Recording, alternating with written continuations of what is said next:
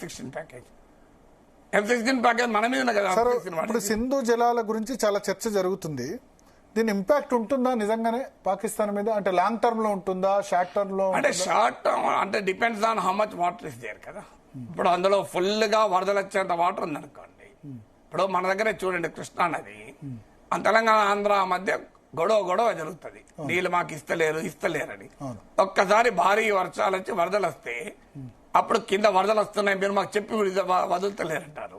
So అందువల్ల it depends on the water flow. అంటే Krishna Godavari 365 days కాదు, but Sindhu depends on the water flow. ఇప్పుడు 31% ఈ మీకు Indus river water system catchment ఏరియాలో 31% ఇది ఉంది మీకు.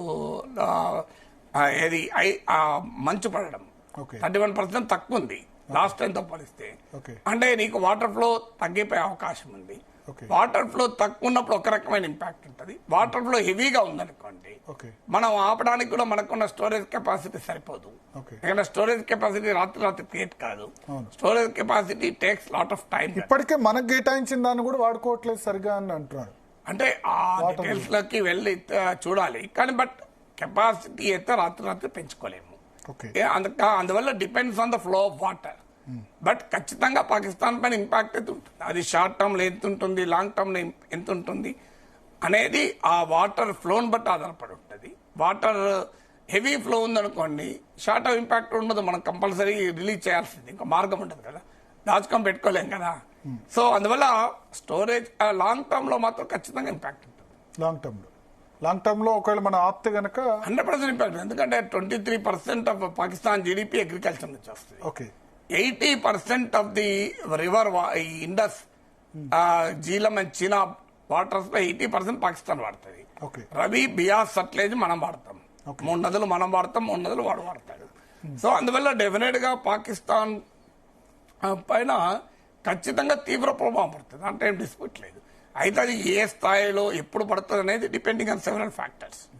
కానీ దాని ఎఫెక్ట్ పడితే వాళ్ళు రక్తం బారిస్తాం, అది చేస్తాం, ఇది చేస్తాం అని అంటున్నారు. ఈ భాష చాలాసార్లు ఇంకా ఎక్కువ రెచ్చిపోతాం అని అంటున్నారు కదా. ఈ భాష చాలాసార్లు చేశాం కదా. అంటే దానిలో ఇంకా అన్రెస్ట్ వచ్చి పాకిస్తాన్ లో దానివల్ల ఎక్కువ అన్ఎంప్లాయ్మెంట్ అయ్యి మళ్ళీ వాళ్ళు దీనికి ఇండియానే కారణం అనుకుని మళ్ళీ ఇమీడియట్ గా అయితే 2 రకాల పాసిబిలిటీస్ ఉంటాయి.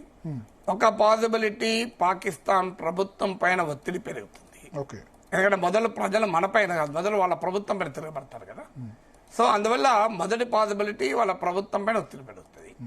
మీరు అన్నట్లు రెండవ పాసిబిలిటీ ఏంటంటే పాకిస్తాన్ ప్రభుత్వం దీన్ని ఇండియా చేసింది గనక యాంటీ ఇండియన్ సెంటిమెంట్ ను రెచ్చగొట్టి తమ పబ్బం గడుపుకునే ప్రమాదం కూడా ఉంటుంది. అందువల్ల భారతదేశ చర్యలు ఎప్పుడైనా పాకిస్తాన్ ప్రజలను పాకిస్తాన్ పాలకుల వైపు నడిపించేదిగా ఉండకూడదు. పాకిస్తాన్ ప్రజలలో వారి పాలక వ్యవస్థ పట్ల, ఆర్మీ పట్ల, రాజకీయ వ్యవస్థ పట్ల విశ్వాసం దెబ్బతినాలి. అది మనకు లాభం. మనం పాకిస్తాన్ ప్రజల్ని, పాకిస్తాన్ పాలక వర్గాన్ని ఐక్యం చేస్తామనుకోండి, అది మనకు నష్టం. సో పాకిస్తాన్ ప్రజలే ఆ దేశ పాలక వర్గం మీద తిరగబడేలా చేయగలగాలి. అందువల్ల నిజంగానే ఆ సిచ్యువేషన్ వచ్చినప్పుడు బహుశా government of India will act. ఇప్పుడు జరుగుతుందా కొంత తిరుగుబాటు ఏమైనా జరుగుతుందా ఇంటర్నల్ గా, ఫైనాన్షియల్? ఎలా స్పెక్యులేట్ చేయగలం మనం? ఇప్పుడు ప్రతి దాన్ని ఊహాజనితమైన ఆన్సర్లు ఉండవు. అందులో ఏం జరుగుతుంది అనేది మనం ఎలా ఊహించగలం? సార్, మొన్న ఏదైతే ఇప్పుడు ఇండస్ వాటర్ ట్రీటీ కాకుండా ఇంకా ఆంక్షలు పెట్టారు కదా, పౌరులకు వీసాలు రద్దు చేయడం, ఇవన్నీ చిన్న చిన్న విషయాలు కదా. దానివల్ల వాగా అటారీ బార్డర్ క్లోజ్ చేయడం, అది పెద్ద బార్డర్, అవన్నీ కామన్ చర్యలు. డిప్లొమాటిక్ మిషన్ తగ్గించడం, అమెరికా కెనడా నుంచి కూడా డిప్లొమాటిక్ మిషన్ తగ్గించాం మనం. అది పెద్ద మేజర్ అటాక్ చర్య అనేది ఇండస్ వాటర్ ట్రీటీ. సో అది వాళ్ళు కానీ పాకిస్తాన్ ఎయిర్ స్పేస్, దాంతో పాటు మనం ట్రేడ్ కూడా ఆపాము. ట్రేడ్ అది కూడా పాకిస్తాన్ ఎకానమీ పైన ఇంపాక్ట్ చూపుతుంది. ఎయిర్ స్పేస్ అనేది అది ఇండియాకు ప్రమాదం ఉంటుంది, పాకిస్తాన్ కూడా ప్రమాదం ఉంటాయి కదా. ఉదాహరణకు మన బస్సులు వేరే రాష్ట్రానికి వెళ్తున్నాయి, ఆపారనుకోండి, మన రాష్ట్రానికి నష్టం, ఆ రాష్ట్రానికి నష్టం కదా. అందువల్ల ఎయిర్ స్పేస్ ఆపితే పాకిస్తాన్ కూడా నష్టమే, అఫ్ కోర్స్ ఇండియా కూడా నష్టం ఉంటుంది. ఇండియన్ ఎకానమీ తట్టుకోగలుగుతుంది, పాక్ ఎకానమీ తట్టుకోలేదు కదా. పాకిస్తాన్ కి ఎట్లా నష్టం సార్ వాళ్ళ ఎయిర్ స్పేస్ మూస్తే? అంటే వాళ్ళ ఎయిర్ స్పేస్ మూసినా కూడా అలాంటప్పుడు మనం కూడా ఒప్పుకోం కదా, దానికి కౌంటర్ చర్యలు ఉంటాయి. మన ఎయిర్ స్పేస్ కూడా ఆటోమేటిక్ గా మోస్తాం కదా, ఎందుకు ఇలా రేపైనా ఆపుతాం కదా. సో ఆల్రెడీ అది ఇండియన్ గవర్నమెంట్ పరిశీలనలో కూడా ఉంది. సో అందువల్ల చుట్టూ తిరిగి పోవాలి. అల్టిమేట్ గా విమాన ప్రయాణికులు మీకు ఇది ఇంపాక్ట్ అనే బ్రాడర్ ఇంపాక్ట్ ఉంటుంది కదా, అన్ని దేశాల పైన ఉంటుంది కదా, ఒక్క పాకిస్తాన్ ఇండియానే కాదు, ఆఫ్ఘనిస్తాన్ పైన కూడా ఉంటుంది. ఇప్పుడు ఆఫ్ఘనిస్తాన్ పెద్ద ఎత్తున మన డ్రై ఫ్రూట్స్ ఎక్స్పోర్ట్ చేస్తుంది, సో మనకు భారీ ఎత్తున ఎక్స్పోర్ట్ చేస్తారు డ్రై ఫ్రూట్స్. ఇప్పుడు డ్రై ఫ్రూట్ల ధరలు మనకు పెరుగుతాయి, కానీ అదే సమయంలో ఆఫ్ఘనిస్తాన్ డ్రై ఫ్రూట్స్ దెబ్బతింటాయి కదా. అంతమంది పాకిస్తాన్ కూడా చెక్ పోస్ట్ లో ఇన్కమ్ కూడా దెబ్బతింటుంది. సో ఏ చర్య అయినా అందరిపైన ప్రభావం చూపుతుంది, ఎక్కువ తక్కువ.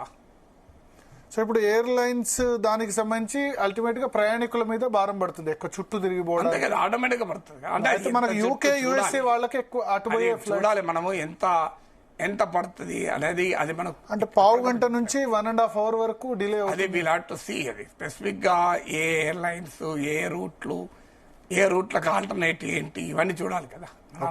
ఇప్పుడు ఒకటి సార్ అంటే ఫైనల్ గా